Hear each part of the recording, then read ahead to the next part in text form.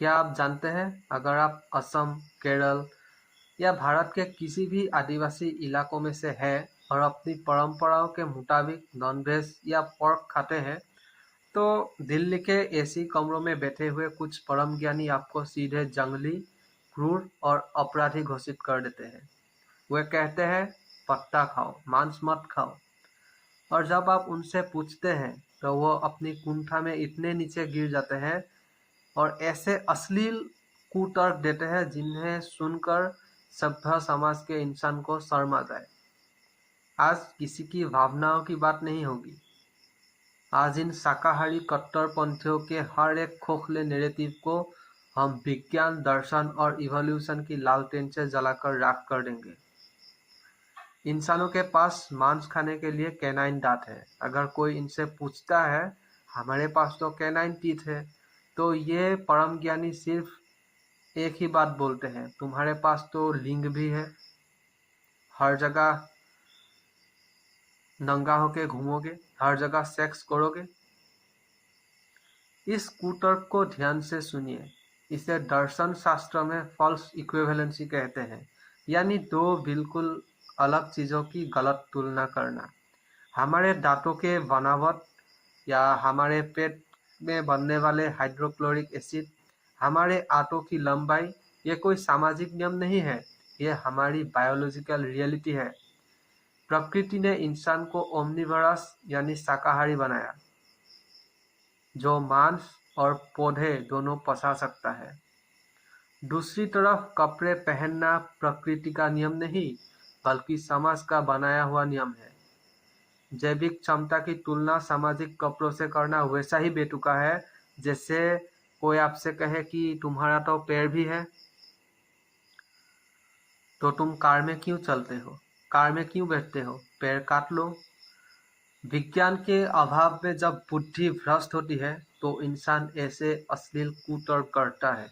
दूसरा कुतर्क ये, जब कोई इन्हें बोलता है अगर हम चिकन नहीं खाएंगे तो उनकी आबादी बढ़ जाएगी, तो ये ज्ञानी लोग कहते हैं इंसानों की भी आबादी बढ़ रही है, तो अपने माँ बाप को खाओ, अपने बच्चों को भी पका के खाओ।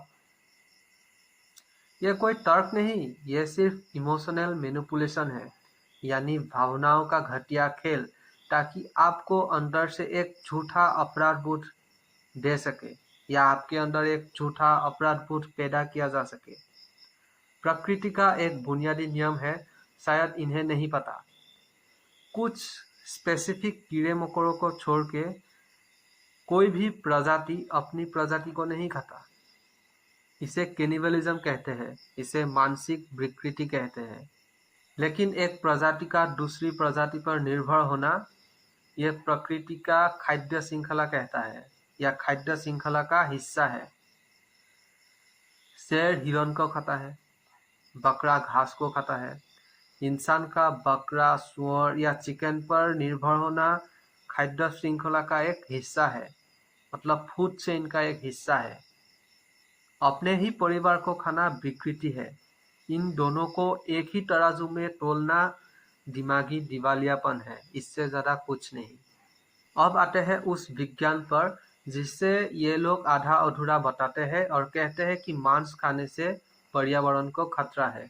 हाँ, विज्ञान कहता है कि जो बड़ी बड़ी कॉरपोरेट कंपनियां फैक्ट्री फार्मिंग या बीफ के लिए हजारों एकड़ की जंगल काटती है, ये पर्यावरण के दुश्मन है। लेकिन क्या दिल्ली में बैठकर भाषण देने वाले ये ज्ञानी गुरुओं को नॉर्थ ईस्ट या भारत के आदिवासी इलाकों के भूगोल के बारे में रत्ती भर भी अंदाजा है? पहाड़ों, घने जंगलों या बर्फीले इलाकों में साल के 12 महीने हरी सब्जियां, दाल, ये सब उगाना नामुमकिन है। वहाँ लोगों के लिए लोकल स्तर पर जानवरों को पालना, मछली पकड़ना कोई शौक नहीं है, ये सर्वाइवल है। हर कोई हजारों रुपयों के प्रोटीन सप्लीमेंट या बादाम खरीद कर नहीं खा सकता। एक एलिट क्लास की सोच को पूरे देश की विविधताओं में थोपना, क्या यह सांस्कृतिक तानाशाही नहीं है? इनका आखिरी दाव यह होता है, हर जीव जीना चाहता है।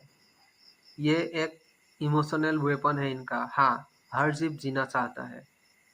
इंसान जैसे जीना चाहता है, हर जीव जीना चाहता है, क्योंकि हमारे अंदर जीन होता है वो सेल्फिश होता है, वो अपने आप को बढ़ाना चाहता है।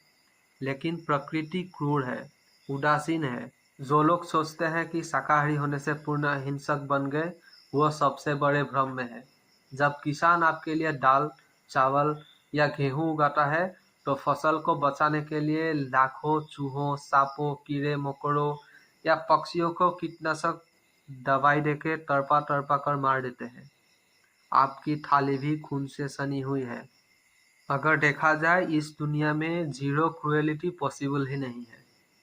और रही बात कोरोना की, तो रिचर्ड डॉकिंस और चार्ल्स डार्विन ने ये साबित किया कि कोरोना इंसानों के इवोल्यूशन के जरिए आई, ताकि आदि मानव के दौर में एक दूसरों के मदद करके जंगली जानवरों से बच सके। लेकिन हमारा दिमाग इतना विकसित हो गया कि ये जानवरों पर भी मिसफायर हो गया, और ये अच्छी बात है। इसीलिए अपनी भौगोलिक स्थिति और इतिहास के कारण मांस खाना आपको राक्षस नहीं बनाता, और थाली में लाशें गिनकर दूसरों को गाली देना आपको महात्मा नहीं बनाता। प्रकृति ने हमें जीवित रखने के लिए दांत भी दिए हैं, समाज में रहने के लिए दिल भी दिया है। दोनों का संतुलन ही इंसान को इंसानियत देता है। ढोंग बंद कीजिए, विज्ञान को समझिए। अगर इस तर्क में दम लगा, तो इस आवाज को बहुत दूर तक पहुंचाइए।